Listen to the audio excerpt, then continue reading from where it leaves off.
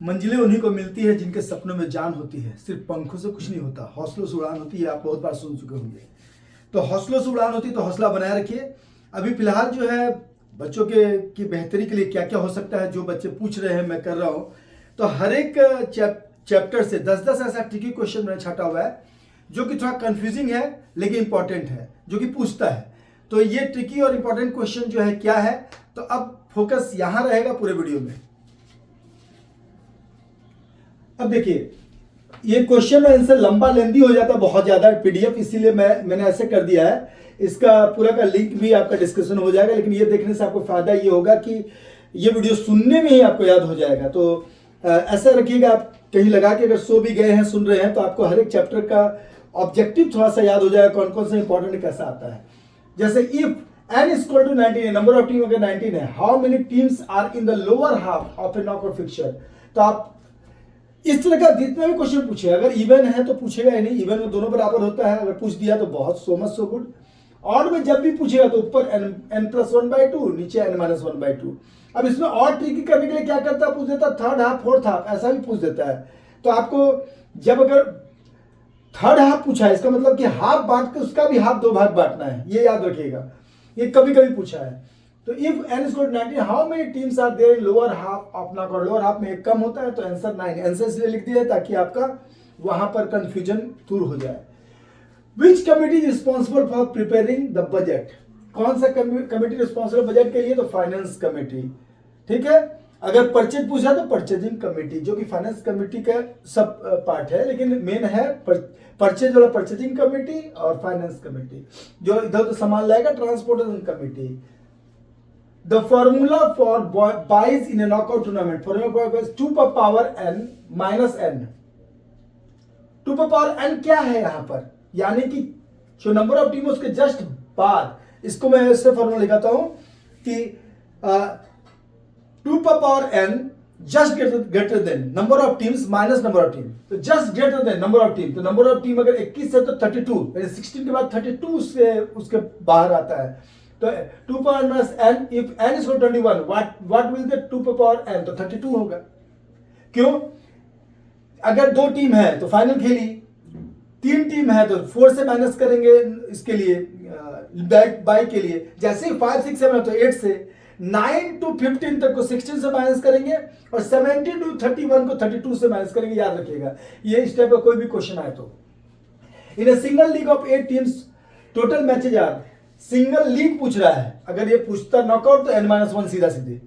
League पूछ रहा है तो इसका n इंटू n-1/2 होता है। तो n इंटू n-1/2 अगर ऐसा पूछा तो इतना नहीं करना है, जो भी नंबर उससे एक कम से मल्टीप्लाई करके 2 से डिवाइड कर दीजिए, यानी n इंटू 7। तो 8 इंटू 7, तो 8 7 जा, तो 8 7 जा होता 56।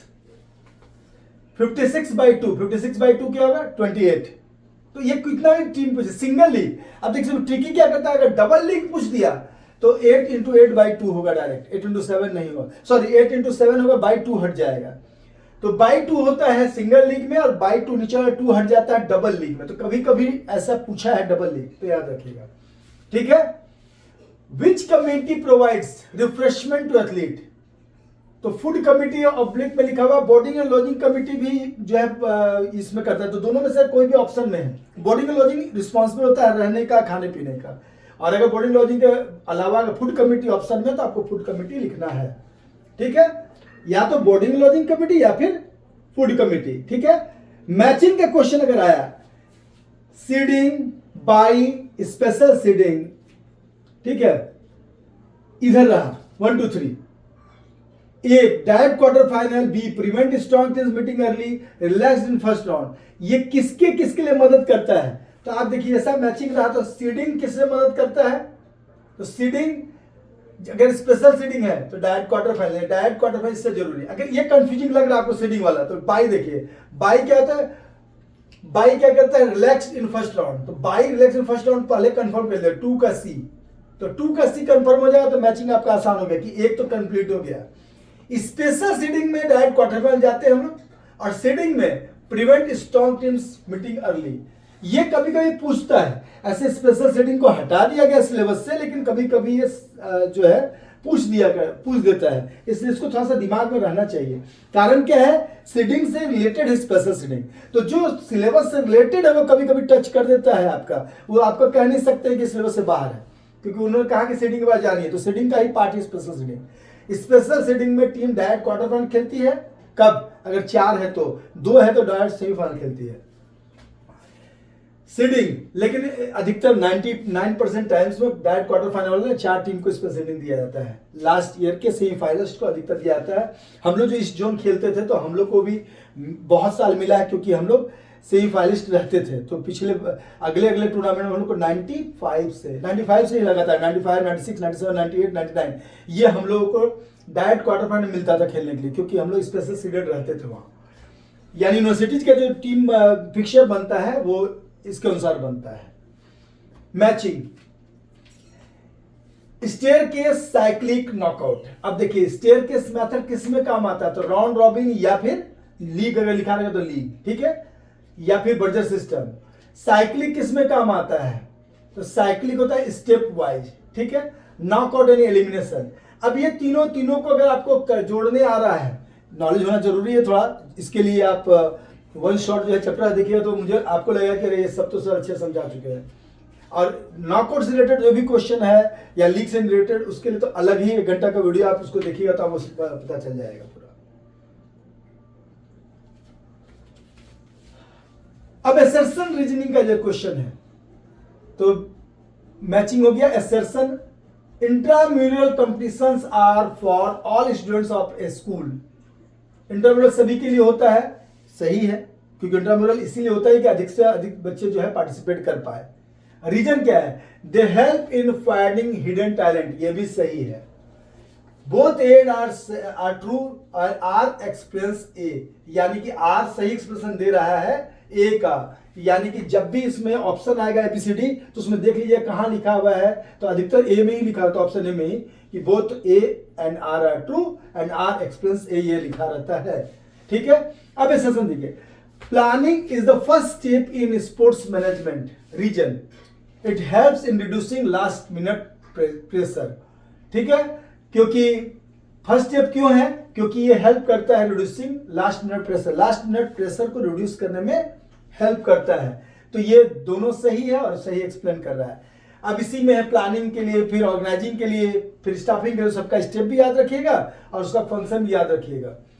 Case based, a physical education teacher is organizing a run for awareness, which type of sports program is, ये आ सकता है, चाहे वो स्पोर्ट्स रन के लिए आए, चाहे रन फॉर फन के लिए आए, चाहे रन फॉर यूनिटी के लिए आए, या रन फॉर स्पेसिफिक कॉज के लिए आए, या हेल्थ रन के लिए आए, ये सब है कम्युनिटी स्पोर्ट्स प्रोग्राम।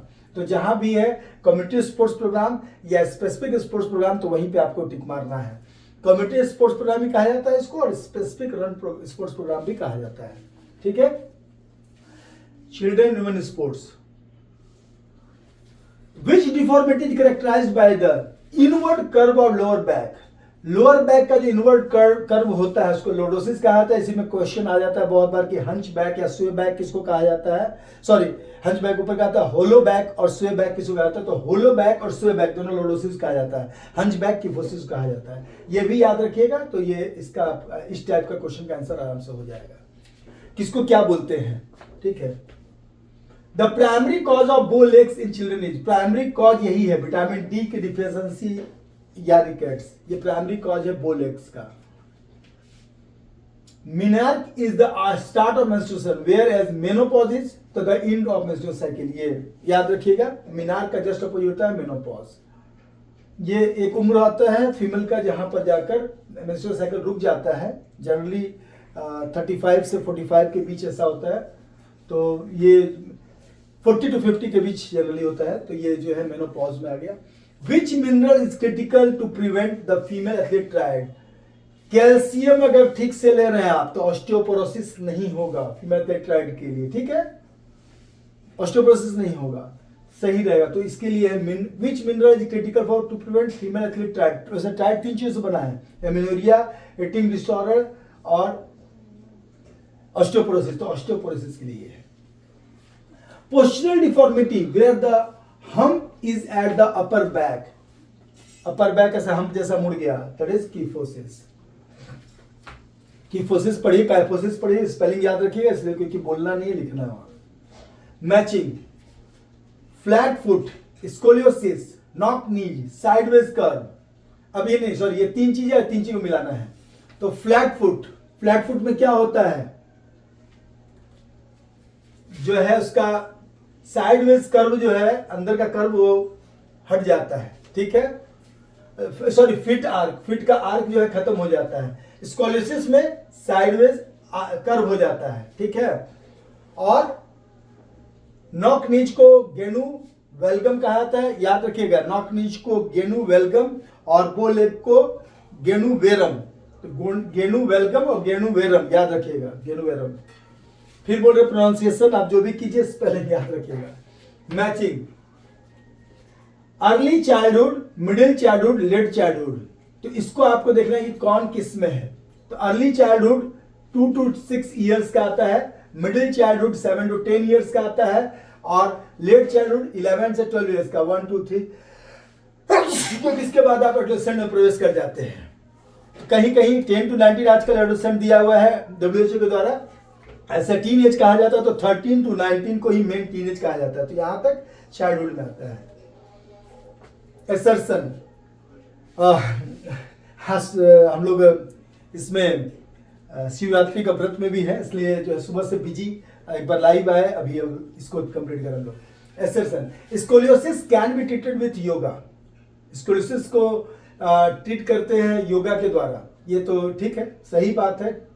रीजन क्या है, Tadasana help in stretching the spine laterally, क्योंकि तड़ासन जो है स्ट्रेच करता है स्पाइन को लेटरली ऊपर की ओर, तो कहीं भी मुड़ा उड़ा है तो सीधा हो जाता है। तो both and R a true, R explain से, आर एक्सप्लेन कर रहा है ए को ठीक ठाक।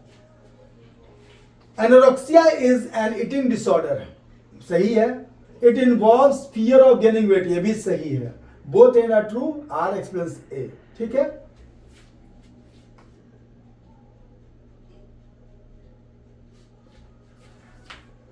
अब यह matching, early childhood, middle childhood, late childhood, ये हो चुका है।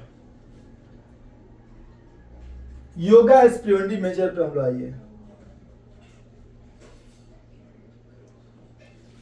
Which asana is known as the palm tree pose, the Tadasana? BMI of 27.5 falls under which category? तो ओवरवेट हो गया। इसके बाद ओबेसिटी क्लास 1, क्लास 2, क्लास 3 शुरू हो जाता है। 18.5 से 24.9 तक जनरल है, याद रखिएगा। उसके जस्ट बाद ओवरवेट शुरू हो जाता है। कहां से? 25 से 29.9 तक। 30 से 34.9 वहां पर ओबेसिटी क्लास 1 शुरू हो जाता है, फिर ओबेसिटी क्लास 2, ओबेसिटी क्लास 3। तो ओवरवेट में ही अपने आप को बचाना शुरू कर देना है, नहीं तो आप ओबेसिटी में प्रवेश करेंगे और इससे आपको दिक्कत होगी, बहुत तरह की बीमारियां होंगी। विच आसन is the best for curing diabetes? अर्ध मत्स्येंद्रासन, क्योंकि ऑप्शन अगर दिया रहा तो, लेकिन डायबिटीज के लिए पूरा का पूरा वाला मेरा वीडियो देख लीजिए कैसे याद रखना है। तो उसमें है 2KPS दामूजी, 2K से, 2P से, 2KS से और DAMUGY से, सबसे एक एक आसन है, उसको याद रखिएगा। तभी आप सारे जो इस टाइप के क्वेश्चन होंगे याद रखिएगा। आपका 5 तरह का लाइफस्टाइल डिजीज और उससे रिलेटेड जब भी अगर इसका आसन आएगा तो आपको सिलेबस के अनुसार स्टिक रहना है, और इसीलिए याद करने का टेक्निक मैंने बताया हुआ है, इसलिए वो वन शॉट में बताया हुआ है और अलग से भी बताया हुआ है एक एक का। कटी चक्रासन प्राइमरी फोकस। कटी चक्रासन क्या होता है? तो कटी चक्रासन ये इधर मुड़े, ये इधर मुड़े, दो तरह से बताया, एक तो सीधा भी बताया हुआ, हाँ तो इधर भी बताया हुआ। तो एनसीईआरटी में ऐसे बताया है। तो ये वेस्ट रोटेशन मेन होता है, इसका वेस्ट को रोटेट करना। विच आसन should be avoided by people with high blood pressure? High blood pressure किसको नहीं करना चाहिए? तो शीर्षासन कभी नहीं करना चाहिए। चक्रासन, अर्ध चक्रासन कर सकते हैं आप क्योंकि आधा झुक रहे हैं, लेकिन चक्रासन में पूरा सिर नीचे जाएगा। जैसे झुके अर्ध चक्र यहां तक ठीक है, सिर ऊपर ही है, सिर पूरा नीचे जाने वाला आसन नहीं करना है। जैसे सर्वांग आसन, उसमें पैर उलट के जब उधर लेते जाएंगे, अर्ध तक कर सकते हैं, क्यों पैर उठाए, पूरा उधर ले जाएंगे तो फिर सिर पे खून, जिससे भी सिर पे ब्लड जाने का चांसेस, वो सब आसन नहीं करना है, चक्रासन और शीर्षासन। Matching, obesity, asthma, back pain, ये क्या है? तो ओबेसिटी वज्रासन के लिए। अब देखिए सब के लिए आपको वही वाला टेक्निक अपना याद रखना है जो मैंने पहले वीडियो बनाया, नहीं तो ये स्टेप का क्वेश्चन आप सॉल्व नहीं कर पाएंगे। जैसे अब यहाँ देखिए सेशन में योगा इंप्रूव्स रेस्पिरेटरी इफिशियंसी, ऐसे आंसर के साथ यहाँ दिया हुआ है, आप इसको आराम से देख सकते हैं कि क्या किसके लिए और क्या। जैसे शवासन क्या है, तो शवासन रिलैक्सिंग पोज है। सुखासन क्या है, सिटिंग पोज है। तड़ासन क्या है, स्टैंडिंग पोज है। अगर ये मालूम है तो ये आप आराम से हल कर लेंगे। Yoga improves respiratory efficiency, reason क्या है, प्राणायाम इंक्रीजेस वाइटल कैपेसिटी। अब देखिए ये जो है एक तरह से आर जो है ए को एक्सप्लेन तो कर रहा है लेकिन पूरी तरह से नहीं कर रहा है, तो यहाँ पर थोड़ा सा यहाँ both and R true, R explains A लिखा हुआ है, लेकिन कभी कभी इसमें इस टाइप का क्वेश्चन कंफ्यूजिंग हो जाता है कि लगता है आर सही से ही पूरा एक्सप्लेन कर रहा है कि नहीं, क्योंकि प्राणायाम योगा का ही पार्ट है। तो प्राणायाम इंक्रीजेस वाइटल कैपेसिटी, तो ये इसलिए जो है योग रेस्पिरेटरी डिजीज में ये काम आएगा। लेकिन अगर यहाँ लिखा है योगा इंप्रूव्स, ठीक है, होल फ्लेक्सिबिलिटी लिखा रहता और ये लिखा रहता, अगर यहाँ लिखा तो योगा इंप्रूव्स फ्लेक्सिबिलिटी और रीजन में लिखा रहता कि प्राणायाम इंक्रीजेस वाइटल कैपेसिटी, तो क्या होता, both are true but R is not explaining A, ये हो जाता है। ठीक है, इसको याद रखिएगा। तो पहले तो मैंने पहले बताया सेशन रीजन में पहले दोनों को ध्यान से पढ़ लेना है, फिर दोनों क्या आपस में रिलेट सही से कर रहा है नहीं कर रहा है। कभी कभी तो होगा कि पहला ही गलत है दूसरा सही है, कभी होगा कि पहला तो सही लेकिन दूसरा गलत है। तो आपको पहले पढ़ के ऑप्शन पहले देखिएगा तो कंफ्यूजिंग हो जाएगा, इसलिए पहले दोनों को पढ़ के समझ के तभी ऑप्शन देखिए। Obesity leads to heart diseases, obesity lead करता है हार्ट डिजीज को, सही बात है क्योंकि कोलेस्ट्रॉल बढ़ेगा तो हार्ट डिजीज होगा। एक्सेस फैट ब्लॉक्स आर्टरीज, क्योंकि एक्सेस फैट जो है वो आर्टरीज को ब्लॉक करता है, आर्टरीज को वेंस को कहीं भी, तो बेसिकली आर्टरीज को ब्लॉक करता है। Both and R true and R explains A, जानबूझ के इस टाइप का क्वेश्चन दिए हैं ताकि इसी बहाने जो है दोनों चीज का क्वेश्चन आपका आईक्यू बढ़ जाए कि नहीं ये दोनों सही करा, इसके अलावा अगर रहेगा तो हमको गलत करना है उसको।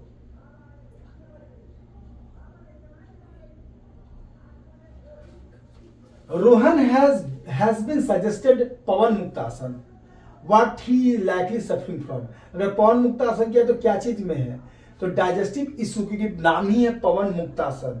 ऐसे पवन मुक्तासन 2 ओबेसिटी में भी है, आपका 3 में है। पवन मुक्तासन आपका ओबेसिटी में भी है और पवन मुक्तासन आपका इसमें भी है, डायबिटीज में भी है, दो में तो इसका ये है।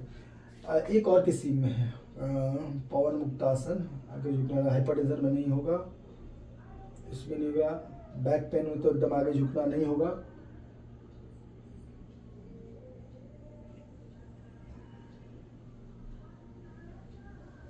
दो में तो कंफर्म है, पवन मुक्तासन 2 में है, हमको पूरा सीक्वेंस को याद करना पड़ेगा। एक तो है केटीएम फाडूस, वहां पर पी है केटीएम फाडूस में, 2KPS दामूजी उसमें भी है, और सुमन टू बी जिसमें नहीं होगा, फिर कहानी में नहीं, ये 2 में है, पवन मुक्तासन 2 में है सिर्फ, ओबेसिटी में और आपका इसमें डायबिटीज में। Who coined the term special Olympics, special Olympic किसने किया, तो यूनिस केनेडी स्टीवर, याद रखिएगा नाम, यूनिस केनेडी स्टीवर ने। ठीक है, ASD stand from autism spectrum disorder, 1968 में किया था, ये भी याद रखिएगा। जैसे 1948 में सर लुडविग गटमैन ने इसको किया था पैरालंपिक को, और स्पेशल ओलंपिक का डेफ ओलंपिक का एक संस्था पूरा किया था, इसलिए उसमें किसी एक का पर्टिकुलर नाम नहीं है। A child who is hyper active and can not sit still is ADHD, ये अभी सिलेबस में नहीं है, फिर भी ADHD कभी कभी पूछ देता है क्या किसको कहा जाता है, तो इसलिए मैंने यहाँ डाल दिया है। विच प्रोफेशनल हेल्प्स, क्योंकि 2-3 साल पहले हटा है ये ADHD ASD, लेकिन कभी कभी क्या होता है कि उससे रिलेटेड है कि क्या क्या चीज़ में फायदा करता है, वहां से रिलेटेड है तो वहां से उठा के डाल देता है आसन वाले से। Which professional helps a child improve handwriting, तो ये होता है ऑक्यूपेशनल थेरेपिस्ट, क्योंकि वो बताता है कि क्या क्या आप इंप्रूव कर सकते हैं किस तरह से। ठीक है, deaf Olympics are for athletes with, deaf Olympic किसके लिए है, तो ये आप आराम से कर लीजिएगा इस तरह का। अब मैचिंग SPD ODD ADHD, नाम से सेंसरी प्रोसेसिंग डिसऑर्डर है, ऑपोजिशनल डेफिएंट डिसऑर्डर है, और attention deficit hyper active disorder है। ठीक है, तो ये जो है आपका, चूंकि हम इसको ज्यादा नहीं समझाएंगे इसलिए कि आपका सिलेबस नहीं है, एक्सेप्शनली पूछ सकता है, तो याद रखिएगा सेंसरी प्रोसेसिंग, सेंसरी इश्यूज हो गया SPD। ठीक है, ADHD में क्या होता है, इनएक्टिवनेस, और ओडीडी में क्या होता है, aggressive behaviour. Counsellor, physiotherapist, speech therapist, ये सब कब काम आते हैं?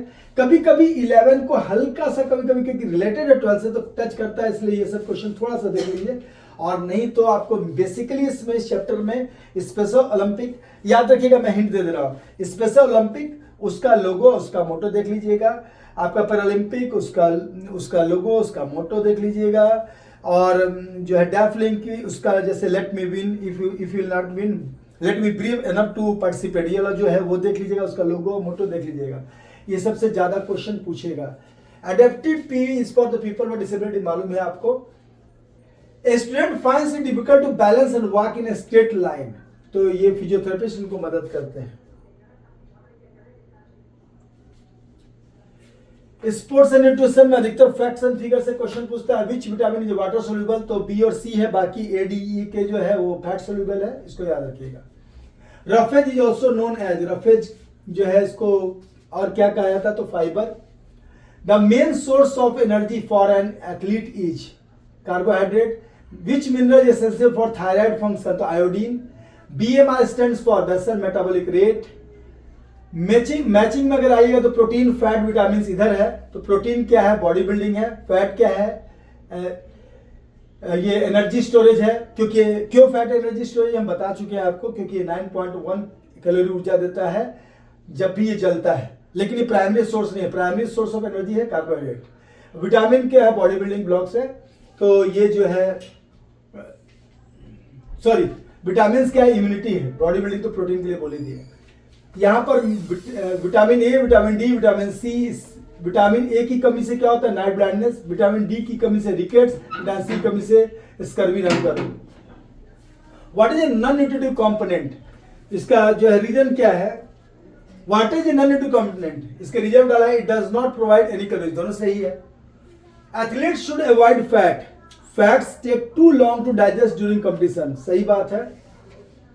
As athletes should avoid fats, ये फॉल्स है, क्योंकि एथलीट्स को फैट लेना पड़ेगा। क्यों, क्योंकि जब भी कार्बोहाइड्रेट कम हो जाएगा तो प्रोटीन से पहले फैट जलता है, तब प्रोटीन आता है।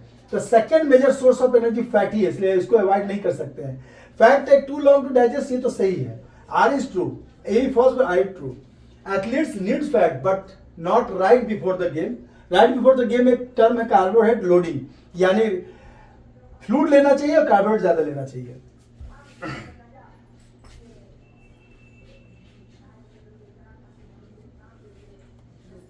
Athletes should avoid fat. An athlete is suffering from muscle cramp. Which minerals should he increase? तो सोडियम और पोटेशियम। सोडियम को ना नहीं करना चाहिए। मैंने याद करने के सेंस में बताया था कि जिसको अगर मसल और लिगामेंट्स क्रैम्प ना हो, उससे बचना है, जॉइंट्स को मजबूत रखना है, तो सोडियम को ना नहीं करता है, कहना है। और पोटेशियम जो है, ठीक है। Test and measurement in sports. The flamingo balance test measure static balance, क्योंकि तो खड़े होकर देखते हैं हम लोग कितना देर खड़े हो पाते हैं, static balance. Which test is used to measure abdominal strength, तो पार्शियल कर्ल, एब्डोमिनल स्ट्रेंथ को नापने के लिए। सारे टेस्ट का जरूर याद रखिएगा, किसका क्या है, किसका क्या, उससे क्वेश्चन आ सकता है। For age 9 to 18 the 600 metre run walk measure. 600 metre run walk क्या है, एंडोरेंस को मेजर करता है, ठीक है। जब भी 600 मीटर रन वॉक हो, चाहे 6 मिनट रन वॉक हो, क्योंकि रन और वॉक हो, तो 6 मिनट जो रन या वॉक है वो भी दोनों एंडोरेंस को, क्योंकि लंबा जा रहा है। जब भी सेकंड्स के अंदर तभी स्पीड है, जैसे ही मिनट में घुसने लगता है वो सब एंडोरेंस में आ जाता है, याद रखिएगा। द चेयर और 50 मीटर डैश तो स्पीड है, 100 मीटर वहां तक स्पीड है, मैक्सिमम 200 तक स्पीड है, वहां से एंडोरेंस में घुसने लगता है। BMI formula is weight in KG divided by height in metre square. Matching 50 metre dash, 600 metre run, sit and reach. तो 50 dash speed, 600 metre run endurance, sit and reach flexibility. अगर lower body flexibility रहता तो भी यही रहता, और अगर back scratch दिया हुआ है तो upper body flexibility. Matching arm curl, back scratch, 8 foot up and go. Arm curl किस लिए होता है, तो अपर बॉडी स्ट्रेंथ, क्योंकि ऊपर से कर रहे हैं, लेग का नहीं। जब सिट एंड अप होगा तब वो लोअर का हो जाएगा। बैक स्क्रैच जो कि अभी बताए, अपर बॉडी स्ट्रेंथ के लिए, ठीक है, सॉरी अपर बॉडी फ्लेक्सिबिलिटी के लिए। जो कि अभी तुरंत बताया, और 8 foot up and go agility के लिए, ठीक है। BMI is not a perfect measure for athletes, reason it does not distinguish between muscle weight and fat weight, एकदम सही है, both A and R are true and R express A।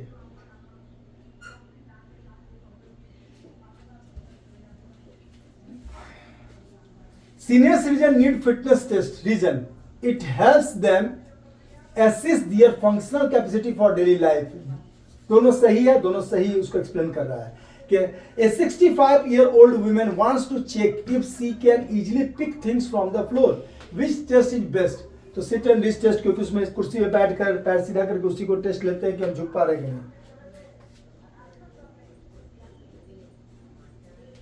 Physiology and injury in sports, laceration is an injury to skin, skin के लिए मैंने कहा था 4 injury है। पहला स्किन अगर चोट लगा लेकिन अंदर खून निकला बाहर नहीं, ब्लू या ब्लैक हो गया, उसको ब्रूज भी कहते हैं या कंट्यूजन कहते हैं। छिल गया, खून निकला, एब्रेजन हो गया। किसी भी शार्प चीज से कटा तो इंसिजन हो गया, और किसी भी ब्लंट चीज से कट गया, टेढ़ा मेढ़ा कट गया है तो फिर, या सिर कहीं टकरा के फट गया है, तो वो सारा जो होता है वो होता है laceration. Laceration injury to skin. What is the stroke volume of a normal adult? 70 to 80 ml होता है, याद रखिएगा। ऑप्शन में कुछ भी पूछे, 4 रहेगा, आपको 70 to 80 ml याद रखिएगा। Aggressive fracture is mostly seen in children, क्योंकि चिल्ड्रन का थोड़ा मुलायम होता है, हल्का मुड़ जाता है लेकिन टूटता नहीं है। Price stand for price protection rice, ये जरूर याद रखिए क्योंकि ये आपको डालने में आएगा, जब भी इंजरी का पूछेगा तो वहां ये काम आएगा, और ऑब्जेक्टिव में भी काम आएगा। प्राइस और राइस, कहीं पर सिर्फ राइस रहता है, रेस्ट आइस कंप्रेशन एलिवेशन, कहीं पर protection rest ice compression elevation, protection rest ice compression elevation. तो इसमें है कि प्रोटेक्शन में उसको साफ सुथरा करिए और अच्छे से प्रोटेक्ट कीजिए, बांध कर रख लीजिए, रेस्ट दीजिए उसको। आइस बहुत अच्छा चीज है, आइस उसको यूज कीजिए। कंप्रेशन मतलब हल्का सा दबाव रखिए उसको, और एलिवेशन मीन्स हार्ट के लेवल से तो उठा के रखिएगा तो और जल्दी वो ठीक होगा, क्योंकि ब्लड का वहां ज्यादा दबाव नहीं पड़ेगा, फ्लो ज्यादा नहीं होगा। Fast twitch fibres are also called white fibres. Fast twitch fibre को व्हाइट फाइबर्स कहते हैं, ये स्पीड और स्ट्रेंथ के लिए होता है। स्लो ट्विच फाइबर को जो है रेड फाइबर बोलते हैं। और याद रखिएगा, रेड जो होता है स्लो ट्विच उसको टाइप 1 कहते हैं, और फास्ट होता है व्हाइट उसको टाइप 2 कहते हैं। ये दोनों याद रखिएगा क्योंकि ये सबसे रिलेटेड ऑब्जेक्टिव आपका बनेगा। Matching, abrasion, Spain, strain, ligament, ये तीनों को फिर यहाँ मिलाइए। तो एब्रेजन कहाँ है, तो स्किन का क्रैपिंग है। स्प्रेन कहाँ है, तो स्प्रेन जो है लिगामेंट से है। स्ट्रेन है मसल टेंडन। जब भी मसल ओवरलैप या गैप हो जाता है तो वो है स्ट्रेन, और जब भी लिगामेंट जो हड्डी से जुड़ा हुआ है, हड्डी और मसल को, बोनो मसल को जोड़ता है, वो लिगामेंट से अगर रप्चर होता है वो ज्यादा सीवियर है तो वो है स्प्रेन। याद रखिए मसल से रिलेटेड, क्योंकि ऑब्जेक्टिव पूछ सकता है, ऑब्जेक्टिव पूछेगा मसल से रिलेटेड स्ट्रेन, लिगामेंट से related sprain. Red fibres are good for marathon runner, सही है। They have high aerobic capacity, भी सही है। Both A and R true and R expensive.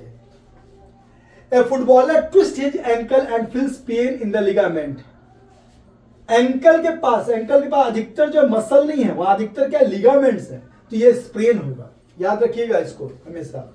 Ankle में मसल वहां होता नहीं ज्यादातर हड्डी और मसल जोड़ने वाली चीजें होती है जो मुड़ जाती है, तो वहां स्प्रेन हो जाएगा।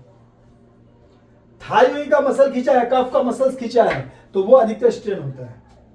इवन अगर यहाँ का बाइसेप्स और ट्राइसेप्स अगर ये हुआ है तो फिर ये भी आपका स्ट्रेन होगा। Biomechanics sports, Newton second law of known as, first law को कहते हैं law of inertia, second law को लॉ ऑफ एक्सेलरेशन या लॉ ऑफ मोमेंटम भी कहते हैं इसको, और लॉ ऑफ एक्शन रिएक्शन या law of equal opposite reaction कहते हैं 3 को। Newton second law of also known as Newton second law कहते हैं लॉ ऑफ एक्सेलरेशन। इक्विलिब्रियम को बैलेंस कहा जाता है। Equilibrium depends on the position of centre of gravity, main होता है इसमें। ऐसे इसमें सेंटर ऑफ ग्रेविटी होता है, ब्रॉडन द बेस होता है, वे मास ऑफ द ऑब्जेक्ट होता है, सब इक्विलिब्रियम में आता है। Moving A limb away from the middle of body, abduction, कल ही मुझसे पूछ रहा था कोई, ऐसे 11 में ये मेन है लेकिन 12 में भी कभी कभी पूछ देता है। अबडक्शन को अप से याद रखना, अपडक्शन, और नीचे जाए तो एडक्शन। जब भी आप बॉडी के सेंटर से दूर जा रहा है तो अबडक्शन, नीचे आ रहा है तो एडक्शन। यहां से आ रहा है तो फ्लेक्शन, फैल रहा है तो एक्सटेंशन। यहाँ कोई एक पॉइंट के चारों से घूम रहा है तो रोटेशन, एक पॉइंट के चारों गोल सर्कुलर घूम रहा है तो सर्कमस्टेंशन। यही सब 5-6 आपको पूरे सिलेबस में पढ़ना है। A seesaw is an example of which lever, तो सी सॉ है क्लास 1। लीवर को मैंने याद किया था लाइव फाइल फ्यूल। यहाँ जहाँ फॉल्क्रम बीच में है वो फर्स्ट क्लास लीवर, जहाँ लोड बीच में है वो सेकंड क्लास लीवर, और जहाँ एनर्जी या एफर्ट बीच में लग रहा है वो थर्ड क्लास लीवर। इसको याद रखिएगा क्योंकि इससे आ सकता है कि किसका क्या एग्जाम्पल है। तो class 1, class 2, class 3 lever. Friction necessary for, friction किस चीज के लिए नेसेसरी है? तो ग्रिप के लिए, रनिंग के लिए बहुत जरूरी है। मैचिंग, फ्लेक्शन, एक्सटेंशन, एडक्शन, आ गया है तीनों चीज। फ्लेक्शन में क्या होता है? डिक्रीजिंग होता है एंगल का। एक्सटेंशन में क्या होता है? Increasing angle. एडक्शन क्या होता है? Moving towards mid line. Abduction का उल्टा, moving from mid line, mid line से दूर जा रहा है तो, ठीक है। Moving limb away from mid line तब होगा abduction. Sprinters use spikes, reason spikes increase friction to prevent slipping. बहुत अच्छा, दोनों सही एक्सप्लेन कर रहा है। Lower centre of gravity increases stability. जैसे स्प्रिंटर यूज स्पाइक, रीजन क्या है? Spike increase the friction to prevent slipping. ये दोनों सही भी है और सही एक्सप्लेन कर रहा है। तो इसका जब भी आएगा तो उसके अनुसार आंसर दीजिएगा। Lower centre of gravity increase stability, सही है क्योंकि जितना नीचे सेंटर ऑफ ग्रेविटी होगा, जैसे कोई बहुत लंबा आदमी उसका गिरने चांस ज्यादा है, छोटा हाइट का आदमी गिरने चांस कम है। कोई भी ग्लास इतना बड़ा है गिरने चांस कम है, ग्लास का हाइट बढ़ा दिया, सीटी ऊपर चल गया, गिरने चांस बढ़ जाएगा। और उसका अपोजिट अगर नहीं गिरने देना है, अगर लंबा करना तो नीचे आपको बढ़ना, बेस चौड़ा रखना होगा, ऐसे बनाना होगा ताकि वो स्टेबल रहे। A ball is kicked and it keeps rolling until stopped by grass friction. Which law is this? तो लॉ ऑफ इनर्सिया इसको कहते हैं। लॉ ऑफ इनर्सिया ये आप आराम से बना लेंगे। Cycling sports, who gave the big five personality theory? तो Paul Costa and Robert McCrae, याद रखिएगा। Paul Costa and Robert McCrae जो है cycling sports. Extroverts are usually social and outgoing. Punishment is a form of extrinsic motivation, क्योंकि बाहर से आप punishment, reward, certificate, cash prize सब है एक्सटेंसिक। जब अंदर से आपका फीलिंग कुछ आता है that is intrinsic. Instrumental aggression use to, किसके लिए होता है इंस्ट्रूमेंटल? अचीव ए गोल या विन। जब भी इंस्ट्रूमेंटल एग्रेशन होता है कि एग्रेशन को आप इंस्ट्रूमेंट की तरह यूज कर रहे हैं तो उसका गोल क्या रहता है? Basically achieve a goal to win, कोई भी एक गोल को या जीतने के लिए। Neuroticism in ocean refers to emotional instability और एंजाइटी, जो कि मैंने याद करा दिया है। OCEAN यानी ओपननेस और कॉन्सेंट्रेशनेस, एक्सट्रोवर्जन, न्यूरोसिटिज्म और जो है एक्सट्रोवर्जन, एग्रीबलनेस एंड न्यूरोसिटिज्म। ओपननेस, अब यहां देखिए सबका चौथा गुण, यहाँ 3 का तो बता ही दिया, इसको मिला लीजिएगा। तो ये इमोशनल स्टेबिलिटी जो है ये। फिर matching, introvert, extrovert, ambivert, Jung वाला। तो इंट्रोवर्ट क्या होता है? शाई और क्वाइट। एक्सट्रोवर्ट क्या होता है? सोशल। एम्बिवर्ट क्या होता है? Both traits. सही। या ओपननेस कहाँ होगा? तो ओपन माइंडेड, तो क्रिएटिव होते हैं वो लोग, ओपन माइंडेड क्रिएटिव होते हैं। एग्रीबलनेस क्या होते हैं? ये लोग सब काइंड ऑफ कोऑपरेटिव होते हैं। कॉन्सेंट्रेशनेस डिसिप्लिन होते हैं, सिस्टमैटिक होते हैं। ये सबको याद करने का मैंने फनी टेक्निक आपको बताया हुआ है वीडियोस में। Intrinsic motivation is better for long term sports. क्यों? It comes from internal satisfaction. दोनों सही और सही एक्सप्लेन कर रहा है। Aggression is always bad in sports, ये तो सही नहीं है। कभी कभी एग्रेशन जरूरी होता है। अगर थोड़ा भी एग्रेशन नहीं है तो आदमी दूसरा पे हमेशा वो रहेगा, डोमिनेटेड रहेगा। इसलिए कभी कभी एग्रेशन, लेकिन असर्टिव एग्रेशन होना चाहिए। असर्टिव एग्रेशन पॉजिटिव होता है, वो होना जरूरी है। Reason, it can lead to injuries and penalty, ये तो सही है। आर इज ट्रू है। A's false, R is true, क्योंकि ये बहुत बार गुस्सा जो है इंजुरी और पेनल्टीज के रूप में आपको फाइन देना पड़ता है उसके लिए। एक तो या तो आप खुद को चोट पहुंचा दिया, दूसरे को पहुंचा देते हैं गुस्से में। A boxer hits an opponent to score points not to hurt him, that is, तो इंस्ट्रूमेंटल एग्रेशन है। ओपोनेंट को हिट तो कर रहे हैं लेकिन जीतने के लिए।